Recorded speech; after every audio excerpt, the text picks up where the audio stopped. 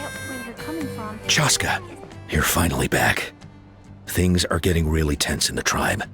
Have you made any headway with your investigation? Some people even think we arrested the merchants just to support the flying squad and crack down on the phlogiston wings.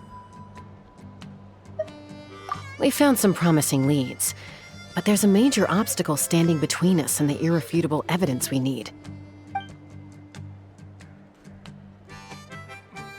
A relic from the Cinder City? So Och Khan's still managing to sow discord, even after all these years. An airborne workshop and a hot air balloon above the trial arena. And that's where you're trying to get to now? Neither phlogiston wings nor a Kukusaur can take you that high up. Do you really think that's where T'Pol is hiding? You know what? There might just be a way. Really? Do you still remember those spouts in the arena? When they were all blocked, the gaseous phlogiston was trapped and unable to flow. But now, it's flowing freely. If we were to block them up again... You mean all of them except the one at the very top of the arena? To build up the pressure there? Precisely. With all the gaseous phlogiston flowing through one spout, it would create a high-pressure wind current. And then we just ride it up into the sky! Yes, it has its risks, but with Chaska's abilities, I think she could manage it. It's an extremely risky approach, but I agree that it's feasible. If you want to give it a try, check with Inkanak at the trial grounds. She can explain how to block the spouts. Chaska, if anyone has a hope of seizing this evidence from the high heavens, it is you. Isn't bad-mouthing the dinosaurs going a step too far?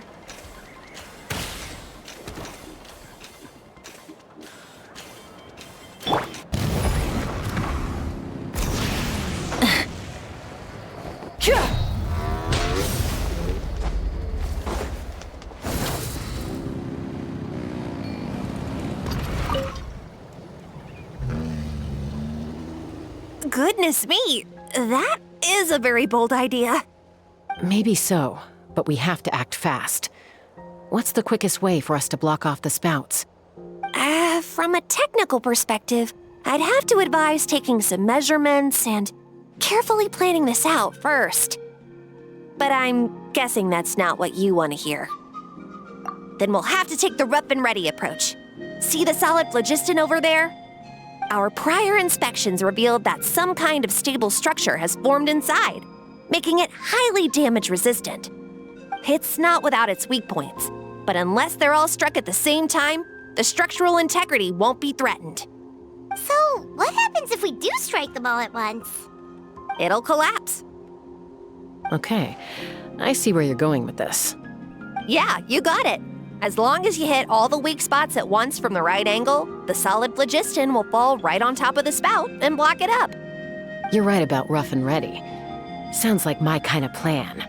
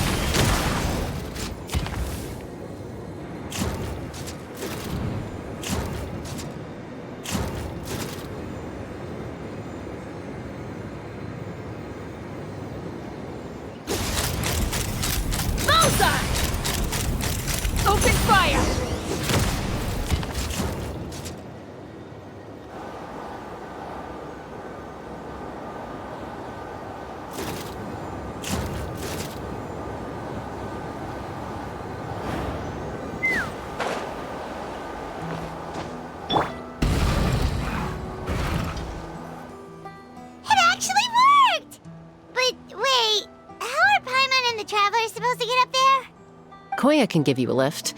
She's actually been following us this whole time. Wow, Paimon didn't notice at all. Well, probably because she didn't want to get too close to humans. Or maybe just me. But right now, we need her power. Whoa, you didn't even have to summon her. Yes, up there. That's probably where Chime is. All right, let's go have a little talk with this T'Pol.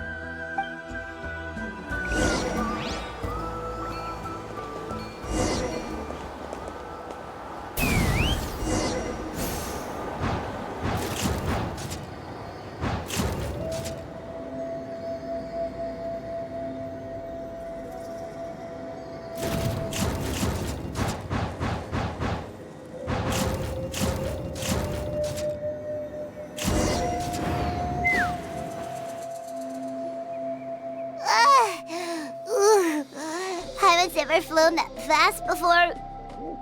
She feels. Aha. Just as I thought. It might look like a regular hot air balloon from the outside, but up close, it's clearly been heavily remodeled. And sure enough, it only descended below the cloud line because the custom-built machinery malfunctioned. I should be able to figure it out with T'Pol's notebook. Thankfully, I know a little DIY from fixing up my guns when they're having issues. That should just about do it. Now all it needs is a nice hard kick. Maybe that works on your guns, but, huh? We're really moving!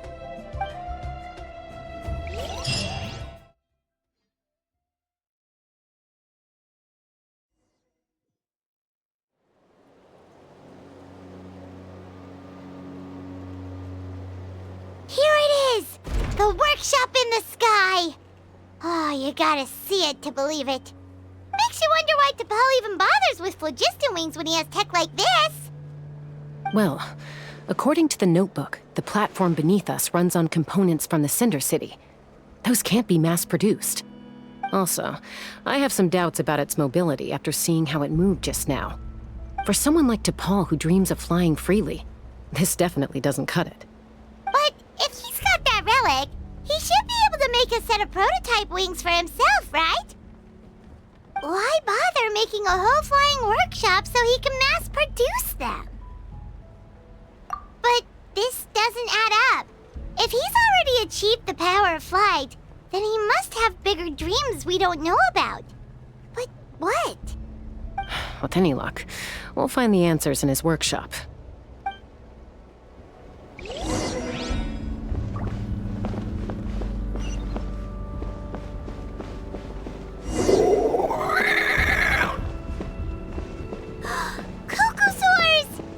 Like the merchants were right. T'Pol's using them for his own ends. I'll bet that mechanism on top of the cage opens the door.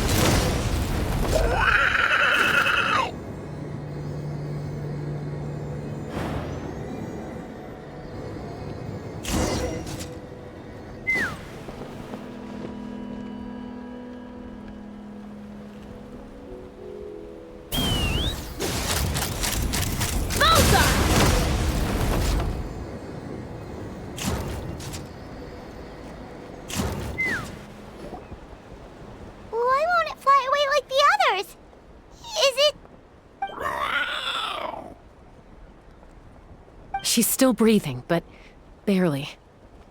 By the looks of it, T'Pol was using these cages to extract phlogiston from the Kukasaurs. Once a Kukasaur is drained of phlogiston, it becomes too weak to move.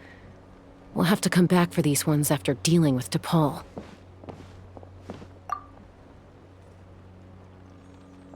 Let me see. Looks like a record of his phlogiston research. Log number 330. With the support of... I was finally able to launch the airborne workshop. Even though it relies on the relic for 80% of its power supply, I've at least taken the first step. Log number 348. Research on the relic is progressing well. I should be able to replicate the technology and scale up production very soon. has proposed a name for this groundbreaking invention: the phlogiston wings. I think I'm getting close. Soon I will achieve my dreams. Log number 377. Encountered some issues with the new, smaller model phlogiston wings. The gaseous phlogiston showed some volatility during the refinement process. Thinks we should proceed at a more cautious pace with the refinement experiments. But after so many past failures, I have to prove that I will succeed this time. Log number 114. Ran an experiment using cucosaurs to refine gaseous phlogiston. It was a success. Log number 117. I've started recruiting merchants and hunters to capture wild cucosaurs. Log number 121. Major breakthrough in the efficiency of phlogiston yield. Huh? So many parts have been crossed out! Yeah, probably the contact he alluded to in his other notebook. Guess he has a benefactor. Did anyone else notice how the numbering system in this notebook suddenly changed halfway through? We haven't got time for textual analysis, I'm afraid. Grab the notebook and let's press on.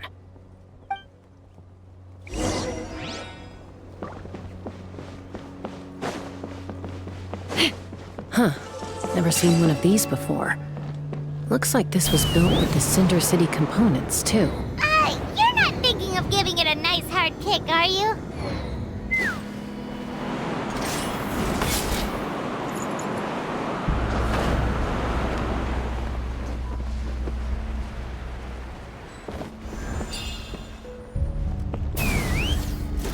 Giddy up! Whoa! What's that mechanism doing? It's asking for a nice hard kick where it hurts. Aim for the weak spot.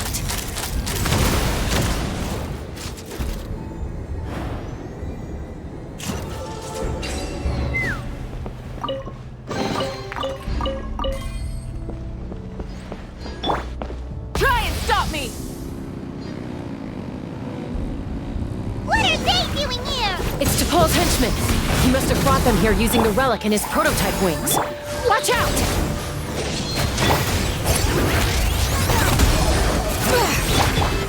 Pyroclastic surge!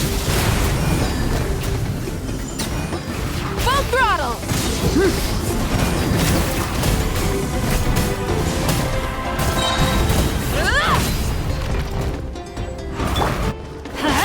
Teamwork is dreamwork! Hear the echoes of the valley! Let's ride!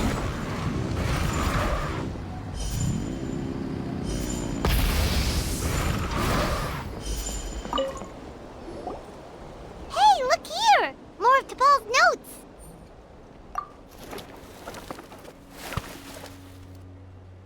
Log number 403. Introduced me to some new comrades who fully support my ideas.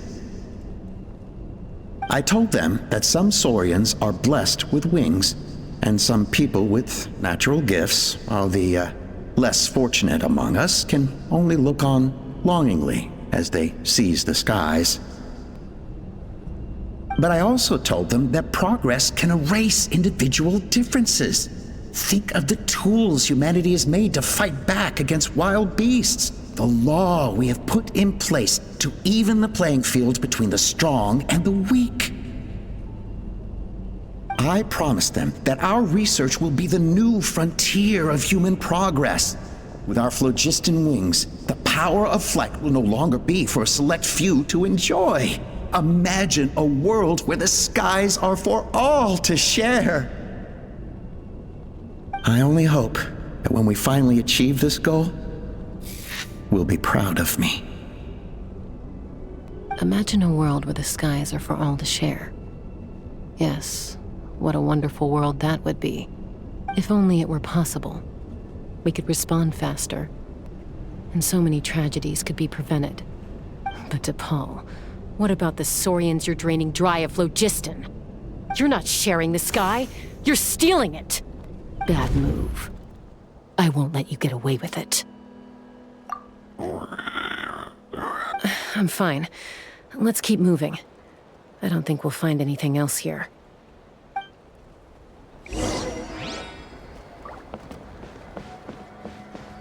Try and stop me! All right.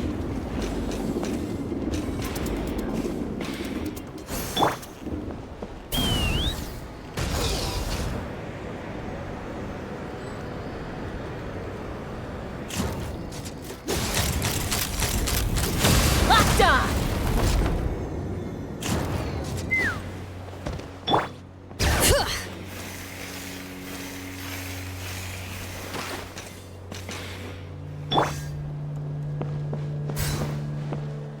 Take me up! Locked on!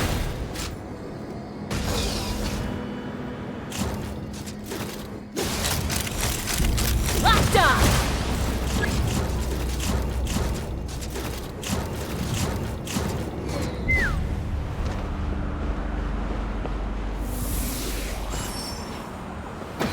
Let's fly!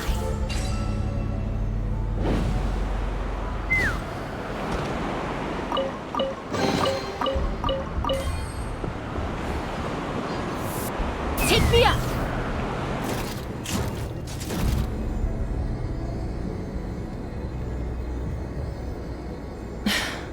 I can't believe he captured so many Kukasaurs. But right now, we have to focus on solving this problem at the source.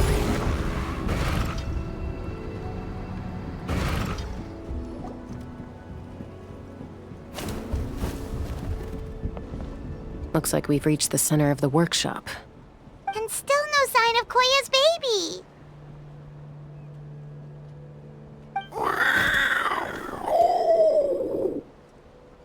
Let's search this area for now. If we still can't find Chime, we'll double back.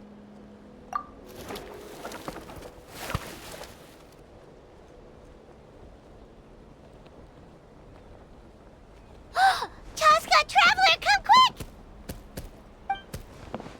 What is it? Did you find Chime?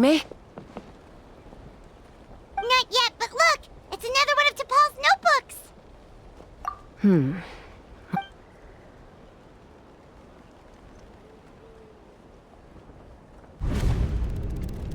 Log number 428.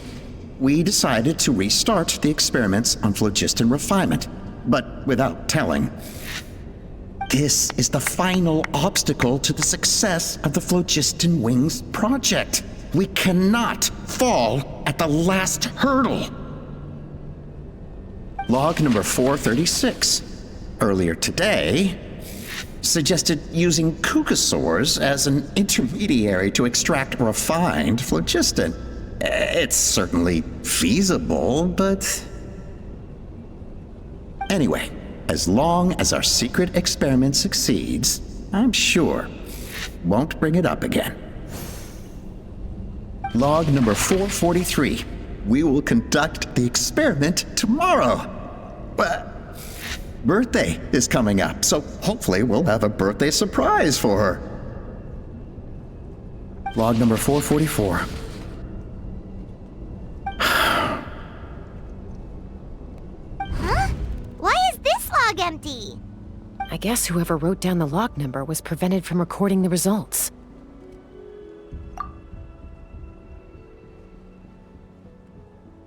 Log number 0.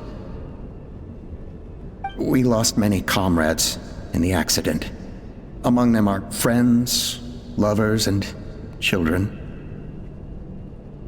But we cannot stop now. We will keep their legacy alive and carry their dreams forward. As of today, we are scrapping the artificial refinement method. Instead, we will focus all our efforts on phlogiston extraction from live Kukasaurs. They are arrogant beasts whose existence in the wild serves no one but themselves. Their true worth lies in their sacrifice for the sake of human progress. To facilitate our operations, we will gradually move the airborne workshop closer, to the Flower Feather clan, even as we continue to expand it. All this we do to create a world where the skies are for all of humanity to share. All this we do to make T'Pol's dream a reality. Given the way this is written, not to mention the fact that the numbering has started over from 0, it kinda sounds like this is someone new. Does that mean that T'Pol's already... There's also a letter tucked in the end of the notebook. It's from Puma.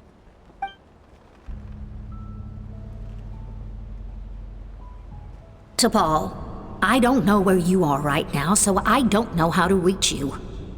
My best bet is to send this letter to the Flower Feather clan. Your father is gravely ill. Oh, I know we've had our differences in the past, but he is still your father. Won't you come and visit him? Please. I know you never liked him and cared even less for me. All you ever yearned for is the sky. And your birth mother. But we'll still be waiting here for you if you do come back.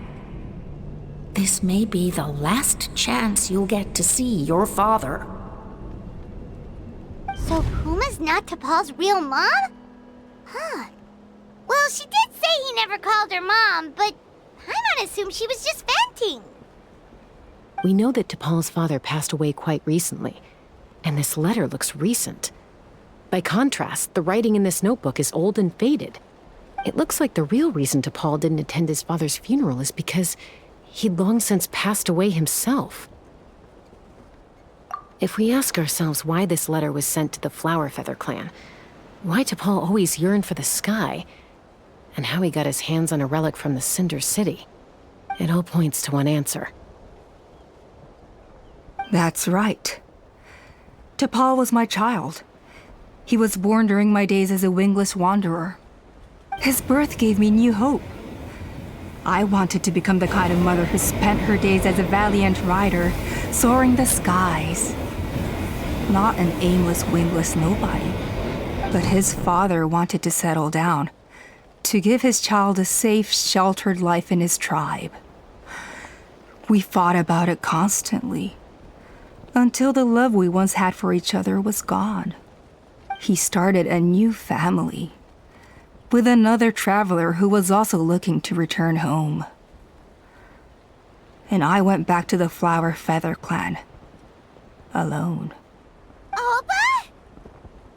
I had no idea that despite being raised among the children of echoes, my child still harbored dreams of the skies. Can you imagine, Chaska? The joy and surprise I felt when he showed up at my door, asking to join the flying trials. Or how proud I was when he said he wanted to prove his own worth, rather than relying on my position as elder. And then the anguish that overcame me when he was rejected by the Kukusaurs and became wingless, just as I had after my injury. You've got a lot of nerve showing your face here. Don't take this the wrong way, Chaska. I'm not here for a fight. I just want to talk. Isn't that your preferred way to resolve things? I trust you've learned of T'Pol's wish on your way here. A world where the skies are for all of humanity to share. If only his dream can be realized, no one will ever have to lose their wings again. Our aerial prowess will be greater than ever before.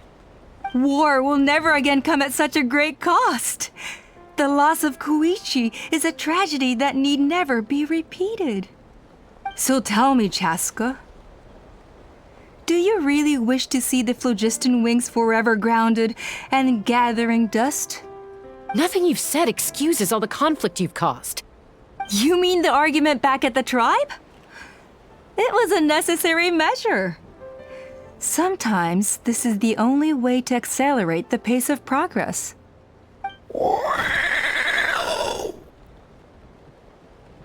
Is a mother harming her children when she coaxes them into swallowing a bitter pill?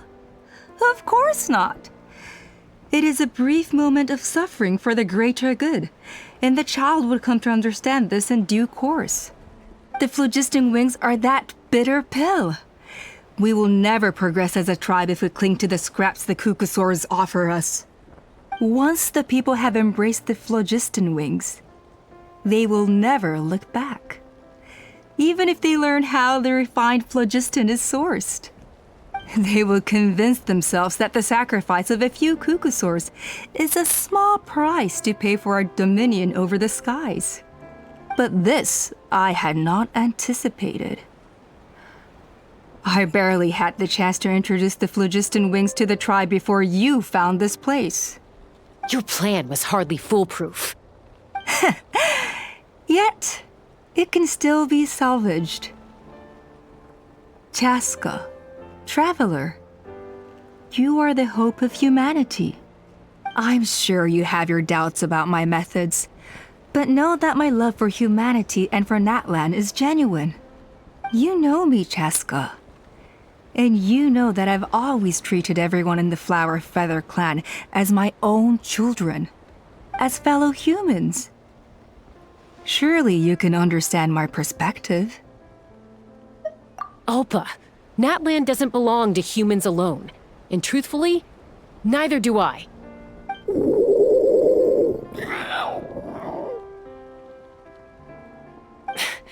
How many times has the Abyss invaded Natlan now? And yet despite how much stronger it is than us, Natlan still stands as a nation of humans and Saurians. Peace imposed by force will crumble in a matter of days, because social bonds are what hold a civilization together. Weren't you the one that taught me that? And yet you would break the bond we share with our Saurian companions to take more power for ourselves? That's as stupid as hacking your own arm off to use it as a club. They are wild beasts, driven purely by instinct. How could they possibly understand human social bonds? How did someone like her ever become a writer? You overestimate them. They bow to the strong and shun the weak. That's all there is to it. They never gave Tepal a second glance when he was at his lowest, nor me when I returned injured from the Cinder City. It's all about survival of the fittest for them. Plain and simple. They obeyed me once I proved myself stronger than them, but the moment it serves them better, they'll abandon me in a heartbeat. You're wrong, Alpa. They only reject the wingless because they don't want to fly anyone to their death. Chaska, I will promise you this. Only the unruliest wild Kukusaurs will be used for phlogiston extraction. The ones who have nothing else to offer to humanity. Well, that's too bad, because I know a few unruly wild Kukusaurs who don't think that idea is gonna fly. Namely my mom, my sister, and me. And the others? To us, they're friends, family, even children. So if you want to put any of them in one of your cages, you're gonna have to go through us. Is that right? I knew you might be difficult to convince. Maybe this will change your mind.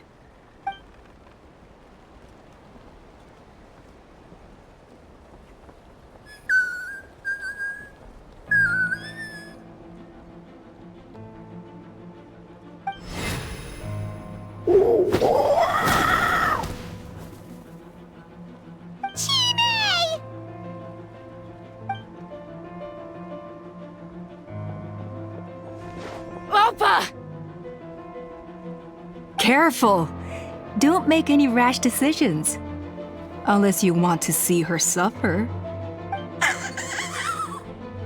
Oh no, that's one of the extraction cages! I told my subordinates to take control of the tribe while I was away. Luckily for them, our strongest warrior and our most powerful ally aren't there to stop it. Take control? What are you planning to do with Mutota and his supporters? Merely accelerate their inevitable downfall. They cannot stand in the way of progress forever. It is not the move I wish to make, but I'm afraid you and your friends force my hand. And since you insist on imposing me too, I have no choice but to keep you here until the dust has settled. So that's what you meant by I just want to talk. You never intended to negotiate. You just wanted to stall us. No, Chaska. I genuinely hoped I could win you over. You are the strongest warriors we have. Put down your weapons, and I promise you that no harm will come to this young Sarian. I just need you to stay here for the next couple of weeks or so, while my people consolidate their power. Then, I will give her back to you, and you'll be free to leave. As long as the majority supports our vision, even the Pyro Archon cannot meddle in our internal affairs. Your vision is deranged, and the Flower Feather Clan will never support it. You sure about that? Then wait here and see. Time will tell. What do we do?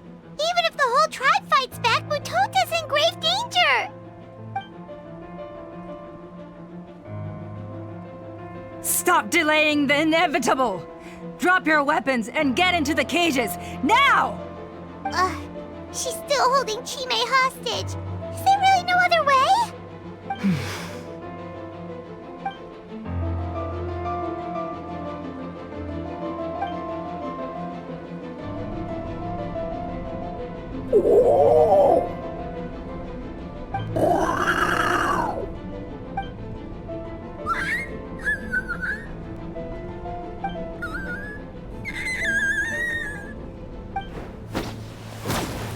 Koya?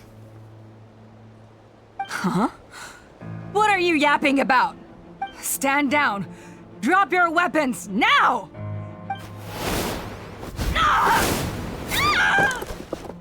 No! The relic!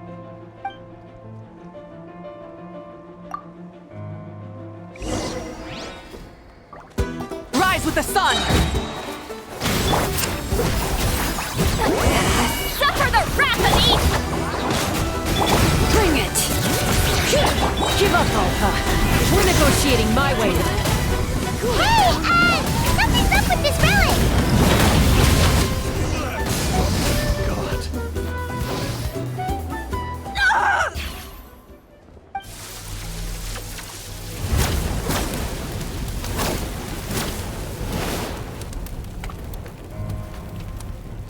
No! What is she doing? She'll bring us all down with her! But why? We stabilized the relic! Maybe it got damaged in the fight. If we don't think of something fast, this whole workshop is gonna fall apart. No. They're directly beneath us. My beloved tribe!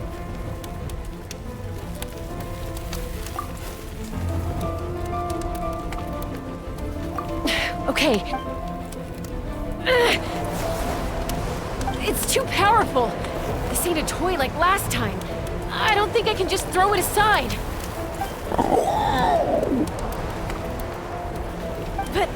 But we need to get it far away before it explodes. Then the tribe will be safe, and so will this workshop. Koya, remember when we were kids? Come on, let's take this thing high up into the sky. Don't worry, I know I can get rid of it before it explodes. We're talking some surface wounds at most. All I need is for you to catch me at the end. Just like old times. I can't hold it back anymore. We have to go. Don't be insane! Alpha!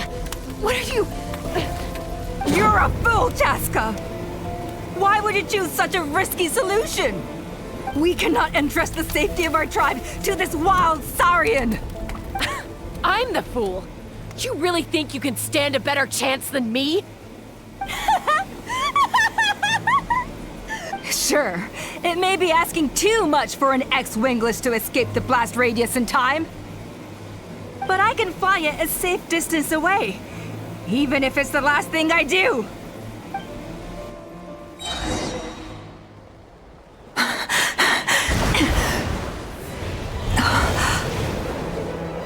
Here. This should be high enough to save the clan. What? You don't get to die a hero today.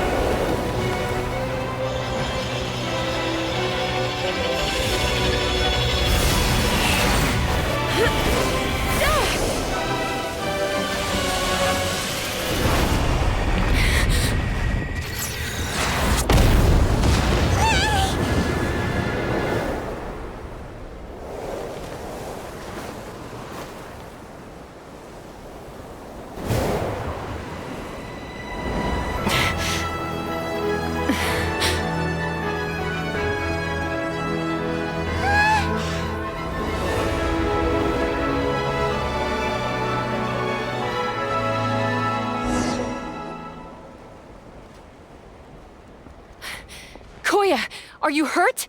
Let me take a look at you. What do you mean, I'm fine? Didn't I tell you to catch me on your back? Why did you try to shield me from the blast?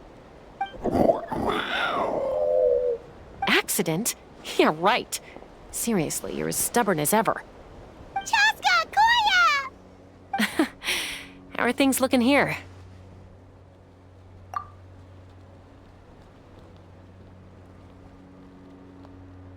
I think that's putting it mildly. I owe you one. Again.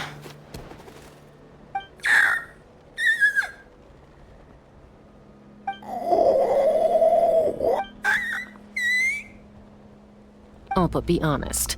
Do you still think Kukasaurs can't form bonds? Mom, I'll figure out the refinement problem. I'll find a way. You don't need to worry about it. I just need some more time. That's all I ask. Please just trust me. Just this once.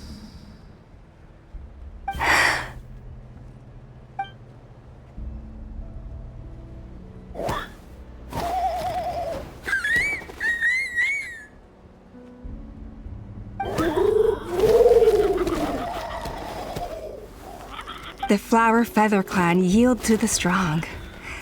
And it's up to the winners to define what strength means. So it looks like it's my turn to yield.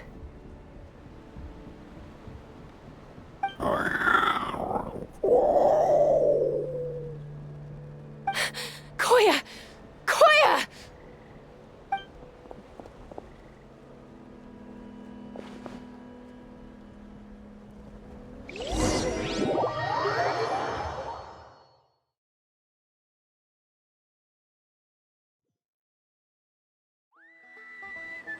So, you're absolutely sure it's not because of the explosion? Yes, for the 10,000th time, I'm sure. The blast barely touched her. The reason she fainted was old injuries playing up, compounded by overexertion in recent days. The moment she finally relaxed, all the built-up stress finally caught up with her. And no wonder. Honestly, she's just like you. Anyway, now you know how we feel when you go off risking life and limb. Your mother and I would both appreciate it if you lived less dangerously. You know she wrote to me from the Masters of the Nightwind, just to scold me for not doing enough to keep an eye on you. If she wasn't so busy with work, you can bet she'd come back here and chew us both out in person. I'll find an opportunity to apologize to her. I promise. You'd better. No more avoiding us, okay? And don't get me started on all the checkups you've missed. Got it. Got it. Huh? Koya? You're awake. I'll go let everyone know. Hey, but we're not done talking. What are we gonna do with her, Even after everything that's happened, she still hasn't figured out how to start the conversation with you. She keeps saying, I don't think Koya has forgiven me yet. But if you ask me, she's the one who's scared to open up and have an honest conversation. For all her confidence, she's a very sensitive soul underneath. You'd think as a peacemaker, she of all people would know how to reconcile with her family after a falling out. She must have been a handful growing up. Thank you for being there for her. And of course, thank you for keeping her safe when you were up there in the sky. Koya, Uncle Cusco, we're here! Ha! I was just telling her that she's not to go chasing danger with Chaska ever again. Cusco, I understand how you must feel. But it's all thanks to Koya and Chaska's efforts that the airborne workshop didn't come crashing down on our heads. Oh, Paimon almost forgot to ask. They didn't hurt you while we were gone, did they? Thankfully, when her co-conspirators tried to arrest me, I was out coaching Koyer and Junan. The two of them were a huge help. They took care of things while I went around rallying the resistance. So, in the end, Alpa's would-be revolt didn't really get off the ground. And as it turns out, not all of the wingless want to see our dear Saurian friends replaced with phlogiston-powered gizmos. I'm so sorry you got mixed up in this, by the way. We should have caught on to Alpa's scheme sooner. We could have saved so many Kukasaurs from getting hurt. Most of the airborne workshop has now been dismantled. We've just left one small, harmless part intact, and repurposed it as a jail for Alpa and her cronies. Let's see how they like being locked up in a sky prison! So, it looks like there's just one last conflict left to resolve. Peacemaker, you're up. I said I had to wait until things had blown over, didn't I? And now they have. But I still have no idea what to say. Koya, I just want to say, I'm sorry for how things went down back then.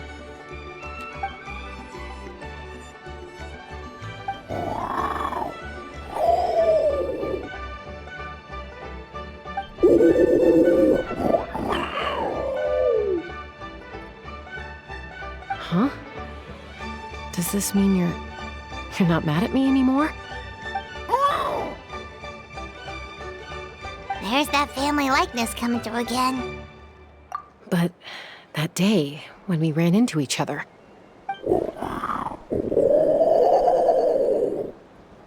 Huh? So then, when did you finally make your peace with it?